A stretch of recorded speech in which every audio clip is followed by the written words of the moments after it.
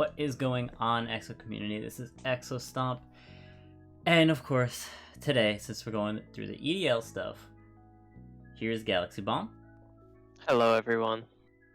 And so we're actually going to go over the semifinal games.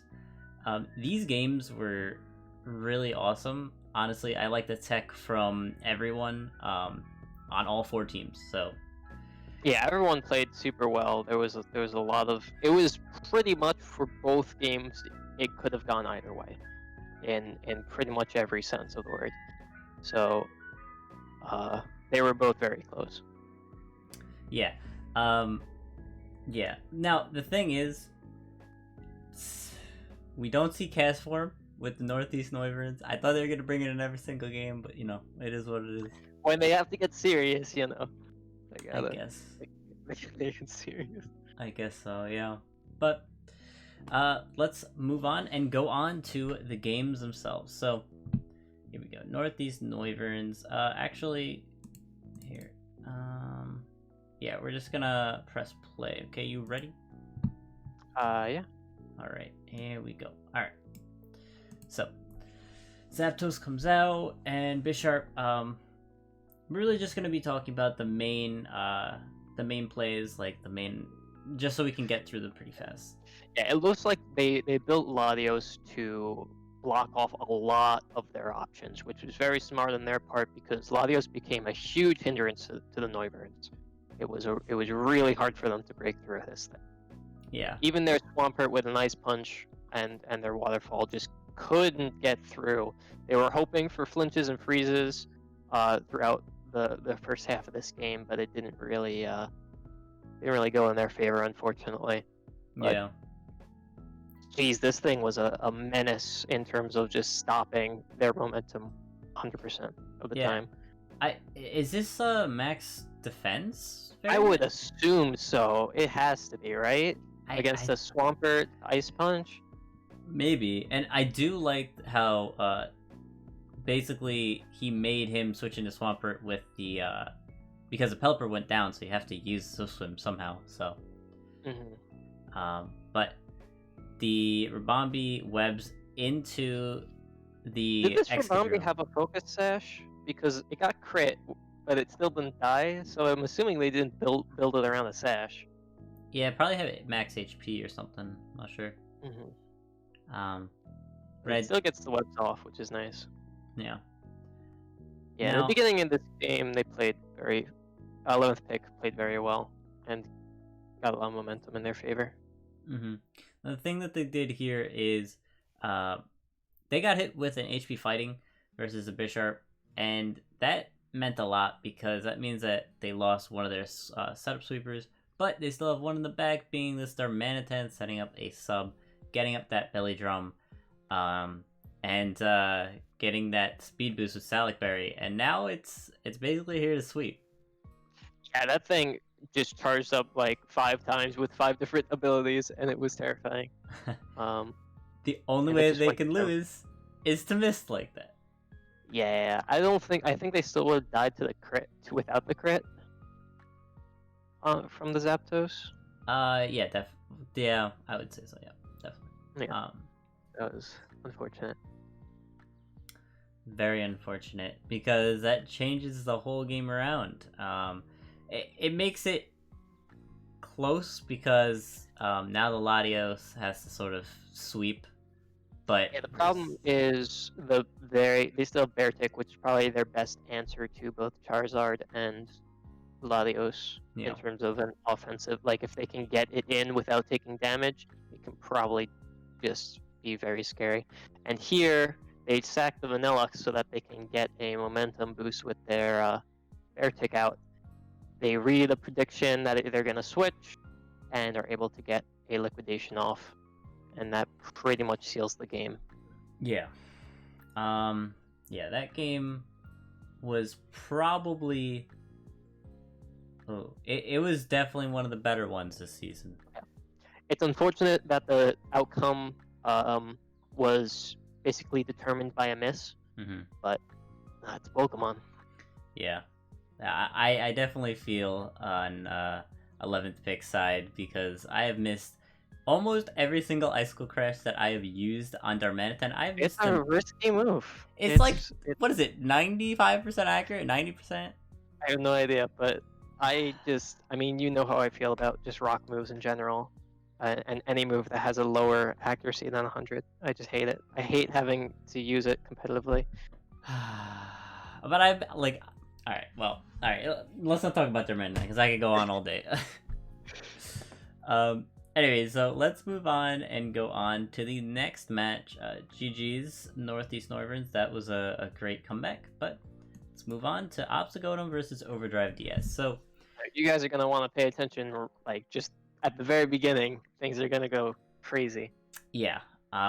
So looking at just in general, we have, in my opinion, basically one of the, probably the two bulkiest, quote unquote, besides maybe the stall, but I guess the most balanced two teams, because you do have bulk as well as heavy offense on both sides. A ton of offense on both sides. It's crazy what these teams can do, and we've seen that firsthand throughout the entire tournament. So, just seeing them go up against each other in this form is a sight to behold. Yeah. So let's get into it. 3, 2, 1, and play. All right. So Mamoswine versus Tapu Koko. Already scary. And then you see Glassnot come out from Tapu Koko. Instant death. And you could see it's a Life Orb Tapu, so they were ready to kill something. Mm-hmm. And it worked out in their favor for sure, because that's a huge momentum swing in their favor.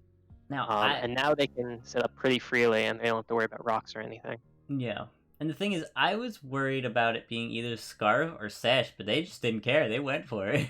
No, they went straight in. It worked out for sure.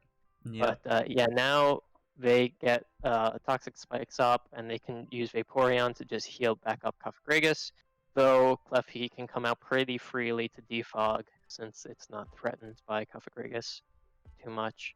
Mm-hmm.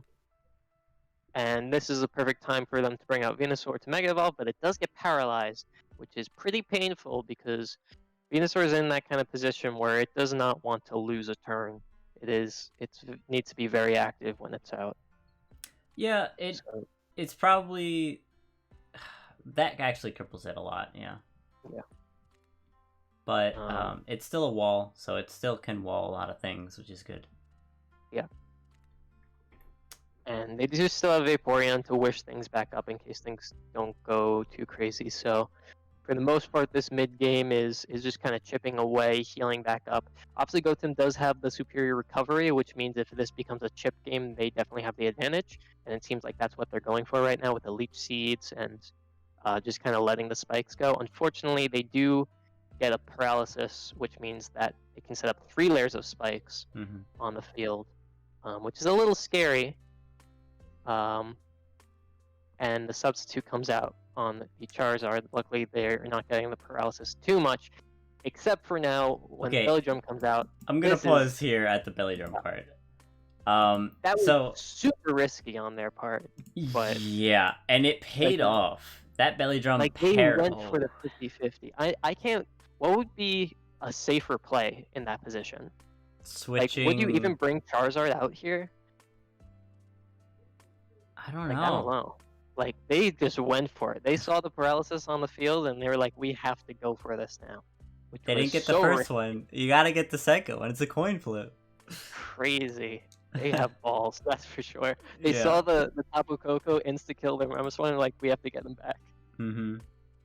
And so here, you may be thinking, well, it's a fire type, probably needs a fire move, it has stick fat, Venusaur's gonna live, right? Well, I like what Overdrive DS did. I like the Belly Drum sub, but they use Wing Attack, which kills, which is sick.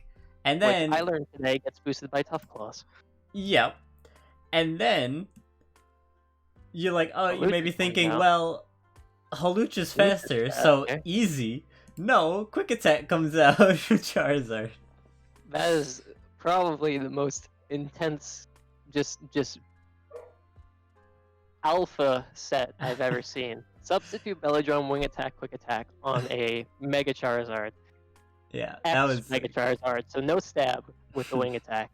Just full on. Why not? Yeah, I really like that. But um, so we see the Crustle come out and use Earthquake on the Tapu Lele, which is whatever. I wonder if that if the wing attack on the Cofagrigus was a roll to kill, It may have because it been, got down to 5%. maybe. Mm, I think it was Spadef, so it probably was a roll or something. yeah, but in any case, right now Overdrive has a really good momentum advantage. Mm-hmm. Definitely. Good job playing on the defensive. However, they still have Vaporeon, but unfortunately, Tapu does have Taunt, which limits Vaporeon's defensive aspects quite a bit, which means they're gonna have to just sack it. Yep. And now here we have Crustle living a Psychic, Shell Smashing up, which Oof, actually maybe could do something. Kills that's the scary. Mesprit. How is it gonna kill this Feeny? Then we see Solar Blade come out and kill the Feeny. It had the power of the whole time. Who would have guessed? And Now, unfortunately, Zeraora is faster, but they did lower down the differential to 1, which was very nice on their part. yeah, even though they didn't win, honestly, GG's to Obstagotum. I really liked basically their whole team in general. I liked how basically they brought 4 Pokemon were like always coming, and then there was like 2 others, usually the Crustle for like setup, and then maybe Cofagrigus for like a wall. But I do like their team in general. I like how they played through this whole season. And this Zeraora, we found out it's only a few points faster than Crustle at +2. So that's pretty crazy. But with that, they both. I mean, they were on both sides. There were really cool sets. The Crustle with the Solar Blade, and then the Charizard with the Wing Attack, Quick Attack. yeah, both sides. Honestly, like I said, these games were great. I think this was my favorite one this whole season because of how crazy it got at the end. Especially at the end, I thought Crustle was like, oh, he's coming back. I'm telling you, man. Last time you used Crustle, you made it like only defensive. I'm saying Shell Smash is good. Okay. It's pretty bold, yeah. I mean, it's the same kind of idea as Cloyster, so I could definitely see it. Yep. But with that out of the way, we're gonna go on to the finals, which is going to be also, well, not us, but it's gonna be Overdrive DS versus Northeast Noivern. This is gonna be fun because well, okay. It's kind of crazy to see the weather team being like possibly take the championship. Yeah. Like, just kind of thinking about that, just this, it like on paper, it just looks like a mess of weather effects. But it's been working out really well because it's just so hard to predict what's coming, and they can plan around the teams bringing answers to the most threatening things by just bringing something else, and it works. Yeah. Because you can't plan for everything. You can't plan for every weather type. It's crazy how their team has been working. Yeah, I definitely agree with that. I think they're going to put up a great fight versus Overdrive. I think Overdrive, they have an easier to use team, but because quad weather is so hard to play efficiently, because you need to like send out Vanillux and then send out like your Beartic and then try to kill something. Yeah, it's hard to keep the momentum flowing when you need a set of Pokemon for every weather type. Yeah, but like they've been doing it, so. The thing about Overdrive is they have a very solid team, and it's a lot easier to use in that regard, but it's also a lot more predictable, which means that Northeast Northern, I think, has the advantage in terms of planning what to bring. So even though they may have technically a weaker team total in terms of usability, I think they have the surprise attack advantage, Yeah, I can see that. Yeah. Unless Overdrive does something really weird, which is very possible. They've done it with Charizard. I could maybe see it with Zeraora or something. Mm-hmm. Yeah. Maybe we'll see like a special Mamoswine. Who knows? Oh wait, Freeze Dry Mamoswine versus like a Pelipper and Swamp. Wait a minute. I really hope they do that. But I also hope that they bring Castform, because if they don't bring Castform, they brought it a lot, so I guess I'm not that mad. Mm-hmm. But with that out of the way, I hope good luck to you guys, Overdrive and Northeast Noiverns. I hope you guys both do great. I hope it's gonna be really close. It's gonna be best of 3. They know this, but yeah, I really hope it's gonna be really close. Yeah, for sure. Do you have anything else to say? I eagerly await the results. All right. And with that, it was a pleasure talking to everyone that is watching. Please like and subscribe, trying to get up there in the whole Pokemon universe here. But GG's to you guys again, and have a good day. Peace.